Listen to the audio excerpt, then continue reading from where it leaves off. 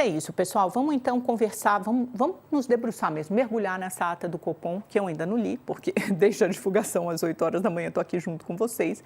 Vamos ler todos juntos, mas principalmente eu vou pedir para o Gabriel Redivo, que é sócio-diretor de gestão da Aware Investments, nos ajudar nessa empreitada. Gabriel, bem-vindo novamente, obrigada, ótimo tê-lo aqui conosco nesse finalzinho de ano, para falarmos de ata do Copom. Me conta, eu não li nada, não vi nada, porque eu só estou aqui falando há 10 minutos, mas que pontos te chamaram a atenção? Se a gente puder fazer essa leitura dinâmica mesmo, aqui a gente pode até retratar, reproduzir a ata aqui no nosso telão, com a sua narração. Você já vai direcionando o nosso olhar para os principais pontos nessa sua primeira leitura aí da ata.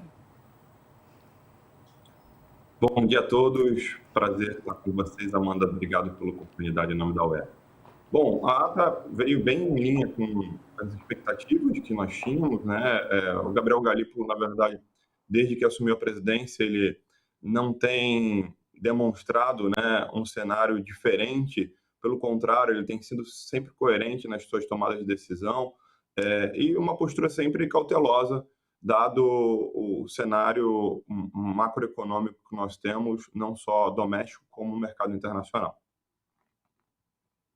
Mas essa ata te indica alguma coisa diferente, Gabriel? Vai me citando aí alguns pontos. Vamos botar a ata aqui, gente, vamos fazer essa leitura juntos. Sim. Me cita alguns pontos aí que você acha que são principais para a gente entender e se essa ata de alguma forma te sinaliza que a redução já pode acontecer em janeiro ou se não é essa a indicação. Bom, começando aí pelo início, né, os primeiros parágrafos, o primeiro parágrafo ele destaca ali com muita coerência, né, o cenário hoje econômico, não só no Brasil como o cenário internacional. As tensões globais, né, todo o movimento que a política doméstica ela vem desempenhando ao longo do tempo. Então, quem olha e lê, né, o telespectador que está acompanhando, ele vai ler os primeiros parágrafos e o item A que aparece, o item B, é um resumo geral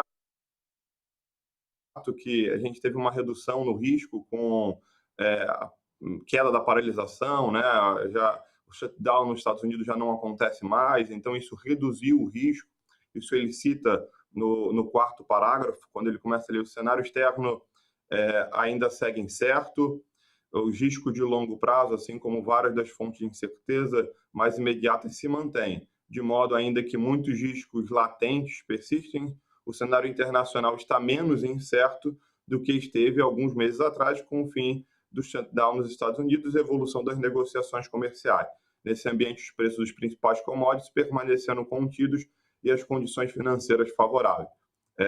Ao longo da ata, ele vai deixando claro, né, o Banco Central vai deixando claro que essa redução de incertezas internacionais e também uma melhora da política monetária brasileira, né, e o efeito da política monetária de um juros mais elevado por um tempo maior, né, isso impactou positivamente e eles estão começando a colher os frutos disso. Acho que é uma análise positiva quando a gente lê a ata nesse sentido, né.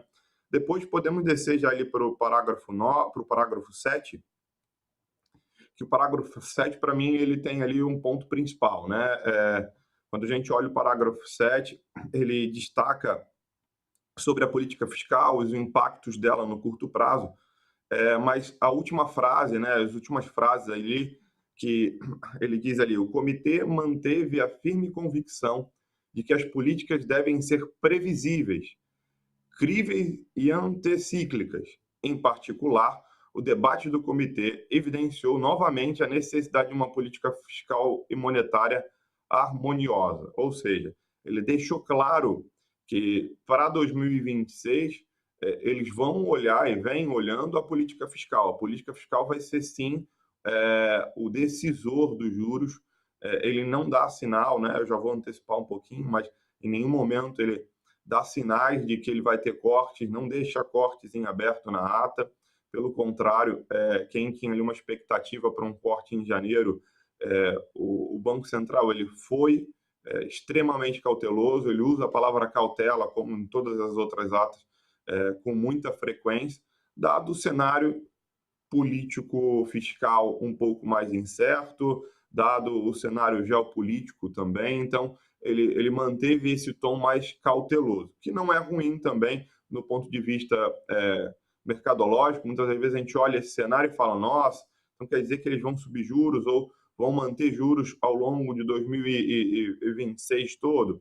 Isso dá confiança ao mercado. Acho que a única coisa que o Banco Central não pode fazer, e isso é imprescindível, é ele chegar e falar, vou cortar juros em janeiro, e em janeiro ele não cortar. Porque isso perde confiança do mercado. O mercado precisa ver confiança nos dirigentes e principalmente no presidente do Banco Central, que está ali comandando as políticas monetárias, né, e conduzindo a economia brasileira. Então, nesse cenário, isso é um ponto positivo. O Comitê de Políticas Monetárias, para quem não sabe, não é só o Banco Central, né, mas ali tem também outros... a composição, né, do CMN tem ali uma influência. Claro que a política monetária é do Copom, dos dirigentes do Bacen, mas isso mostra um alinhamento econômico no Brasil. Bom, a gente eu pode... tô olhando aqui, só para te interromper um pouquinho, Gabriel, aqui os últimos parágrafos, até para a gente tentar deixar de uma forma mais didática, inteligível para o nosso telespectador. É interessante aqui no parágrafo 14, né, que ele conta como os diferentes momentos da política monetária, né, que antes houve, num primeiro momento, né, elevou a taxa de juros para combater uma deterioração do cenário de inflação. Depois desse estágio de elevação, ele interrompeu para avaliar se o nível da taxa de juros era o suficiente para assegurar para a convergência da meta. Aí depois o comitê reforçou que a estratégia seria de manutenção por um tempo prolongado. Num primeiro momento, debatendo se tal taxa era suficiente, depois julgou que tal taxa era sim suficiente, esses 15% ao ano, e depois concluiu que a estratégia em curso de manutenção do nível por juros dos juros por um período bastante prolongado é adequado para assegurar a convergência da inflação à meta. Então, acho que tem aí uma explicação, né, dos diferentes momentos desse ano, desde o finalzinho do ano passado, quando você começou a aumentar a taxa de juros, e agora a gente está num estágio, acho que fica claro que é o estágio final desse ciclo, mas ainda não tem uma resolução, uma decisão. Me corrija se eu estiver errado, mas eu entendi que ele deixa a porta aberta, né? Assim, ainda continua dando mais peso para aquela comunicação conservadora, mas assim, se vier um corte em janeiro, também não será uma surpresa total. É mais ou menos isso? Ele não fechou a porta, ele deixou claro ali, inclusive nesse parágrafo 14, sobre o ganho de confiança. Isso acho que essa palavra é uma palavra-chave que está vinculada ao Banco Central. Ele não fechou a porta para um corte em janeiro, mas ele manteve o tom cauteloso, né? Acho que se ele chega agora em dezembro, a última ata pré-ano eleitoral, e toma uma postura, inclusive, o Comitê de Política, ele toma uma postura mais agressiva e com um tom diferente das demais, eu acho que até soaria ruim para o mercado. Esse tom cauteloso, que é o tom que sempre vem sendo adotado, deixando a porta aberta para, assim, uma análise mais aprofundada, e aí a gente já pode até caminhar ali para o final da ata, que é aí sim os parágrafos 17 e 18 que falam da decisão, né? Ele reforça exatamente isso que você falou, Amanda, de que um cenário em que se manteve os juros brasileiro mais prolongado na visão do Banco Central, isso foi acertado, e ele enfatiza que seguirá vigilante e que passos futuros da política monetária poderão ser ajustados como usual e que eles não hesitarão em retomar o ciclo de ajuste caso julguem apropriado. Ou seja, às vezes alguém pode olhar esse ciclo de ajuste é alta, não, jamais. Ele já está falando que, dando um tom ali que ele está olhando. Óbvio que ele não vai dar já um indicativo nessa, não deu nenhum indicativo, mas ele já está sinalizando que ele pode sim fazer algum movimento. Gabriel, agora olhando para o que a gente tem ainda de agenda legislativa nesse ano, né? O governo espera que possa aprovar essa redução de gastos tributários, está mais otimista em relação a isso e finalmente aprovar o orçamento no final da semana. Com isso, o governo entrará em que situação para 2026, que é um ano eleitoral? Com uma previsão de cumprir essa meta de superávit de 0,25%, com um orçamento que, na sua visão, é uma peça de ficção, ou então está mais adaptado à realidade e pode se cumprir em grande medida? Amanda, acho que o grande problema são as pautas que surgem após, né? Todo o trabalho que está sendo feito, ele é bonito, a gente tem que entender o que de fato vai chegar a ser executado, de fato, o último ponto, olha, agora esses são os dados reais, esse é o orçamento, isso daqui é o que vai ser feito como fiscal brasileiro. O problema é que, ao longo de 2026, podem surgir pautas novas, podem surgir incentivos novos, mudanças, gastos novos que surjam, e até mesmo com cunho eleitoral, e isso pode sim penalizar as projeções da política fiscal e principalmente as projeções da política monetária. É isso. E, por exemplo, quando a gente pensa no ano que vem, né, no orçamento, a gente encara aí uma previsão muito mais otimista de um crescimento de 2,4%. Isso dificilmente vai se concretizar, pelo menos aos olhos do mercado, vai ficar muito mais perto de 1,6%, 1,7%, 1,8%, mais abaixo de 2%, até porque essa taxa de juros altíssima, né, é muito difícil você manter um ritmo forte de aceleração econômica. Como é que isso camufla, né? Isso inibe uma leitura correta do cenário no ano que vem, porque obviamente se a economia está crescendo mais, você imagina que as receitas são maiores, você parte de premissas diferentes, né? Sim, eu acho que falando um pouquinho sobre esse crescimento, acho que é importante até citar, você citou antes da minha entrada, sobre o BC-BR, ontem ele veio completamente desalinhado com as expectativas 0,10, ele veio próximo de menos 20. Então, você vê exatamente ali um cenário em que a expectativa está diferente da realidade, por causa de um cenário em que a gente tem um cenário externo desafiador, né? China, por exemplo, dados da indústria do varejo péssimos, isso óbvio, inundando o mundo com deflação, né? E já acenos da Europa falar sobre taxação contra a China.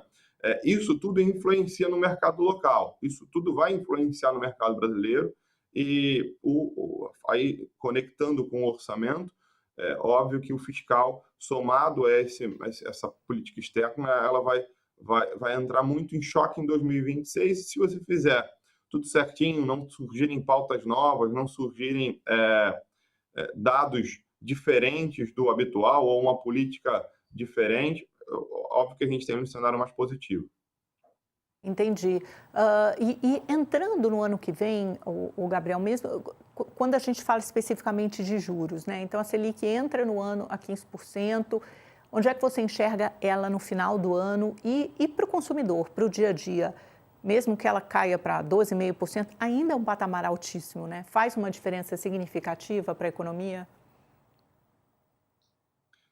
Olha, a projeção do Focus, né, que saiu até inclusive ontem, marcando ali para o final do ano que vem, próximo de 12,5, né? Ele chegou, inclusive, nos Flavius Day a marcar 12,75, já chegou a marcar 12,15 antes desse cenário, então ele subiu de novo e agora retornou a um patamar mais adequado ao que era antes.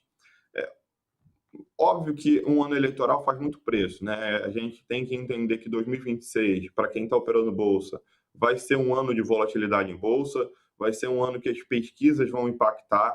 Muita gente achava e falava, não, a bolsa está tocando aí, né, bateu os 160 mil pontos, tudo isso devido a um movimento externo, o vento para os países emergentes vem ajudando.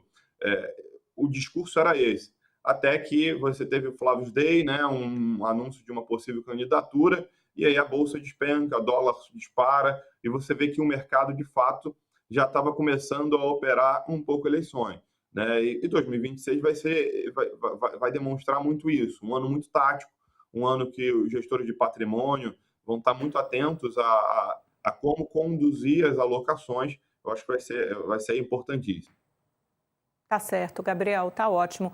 A gente vai se encaminhando para o final da nossa entrevista, então você acha que ano eleitoral sempre faz preço, né? Não tem... O mercado, pelas conversas que você teve, pelo que você tem ouvido, já está acostumado com essa candidatura Flávio Bolsonaro? Como esse nome é visto pelo mercado? Olha, foi uma surpresa, na verdade, isso para qualquer investidor que olha o dia em que foi feito o anúncio, e viu bolsa despencando e câmbio subindo de 5,30 para 5,40, você já vê ali de fato que o mercado não tinha essa expectativa. A expectativa do mercado era outra. Mas ano eleitoral, na verdade, para 2026, isso é muito claro. Cada pesquisa vai dar ali um ajuste em bolsa, em câmbio, as falas vão dizer muito, às vezes tem uma expectativa demasiada por um candidato, e aí quando ele começa a falar as suas políticas e as suas intenções, ele começa a demonstrar que não era muito bem o que o mercado queria. Então, por isso que é um ano de volatilidade, é um ano de grande desafio, mas também onde tem volta tem oportunidade, né? Não é por causa disso que eu vou deixar de investir, não. É nesse cenário que você surge a oportunidade para o investidor ali fazer de fato ganhar e ter lucros, como operar melhor o seu recurso.